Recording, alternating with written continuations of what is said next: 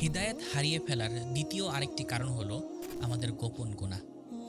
আমরা বাইরের জগতে মানুষের সঙ্গে আমাদের আচার আচরণ, আমাদের চরিত্র, আমাদের কথা বলা, আমাদের পোশাক আশাক সব কিছুই অনেক সুন্দর হলেও আমরা যখন ঘরের ভেতরে চলে আসি, আমরা যখন একাকী থাকি, তখন আমাদের চরিত্র, আমাদের আচার আচরণ, আমাদের পোশাক পরিচ্ছদ সব কিছু বদলে যায়। আমরা তখন নিজেকে আর সুন্দর রূপে মানুষের সামনে প্রকাশ যেভাবে করি সেভাবে আর থাকি না, বরং আমরা বিভিন্ন গোপন গুনাহের সাথে জড়িয়ে যাই।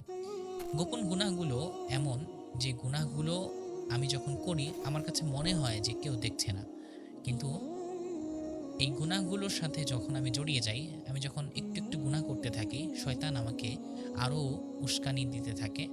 ফলে গোপন গুনাহের পরিমাণ অনেক বেড়ে যায়, যা প্রকাশ্যে গুনার চাইতে অনেক কঠিন হয়। রাসূলুল্লাহ সাল্লাল্লাহু আলাইহি ওয়াসাল্লাম মন্দ মৃত্যু থেকে আল্লাহর কাছে সবসময় পানা চাইতেন। ইবনে রাজব হাম্বলী রাহিমাহুল্লাহ বলেন যে মানুষের মন্দ মৃত্যু হয়ে থাকে গোপন গুনাহের কারণে।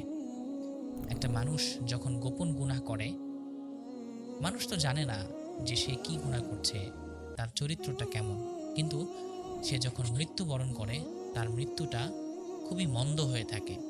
তার গোপনে আচার আচরণ, তার চরিত্র তার মৃত্যুর সময় প্রকাশ পেয়ে যায়।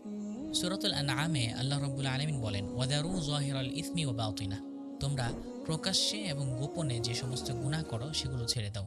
ইন্নাল্লাযীনা ইয়াকসিবুনাল ইসমা, কেননা নিশ্চয়ই যারা গুনাহ করে, সায়ুজজাউনা বিমা কানু ইফতারুন, তাদের গোপন গুনাহের কারণে, তাদের গুনাহের কারণে আল্লাহ রাব্বুল আলামিন তাদেরকে শাস্তি দিবেন, কঠিন শাস্তি দিবেন।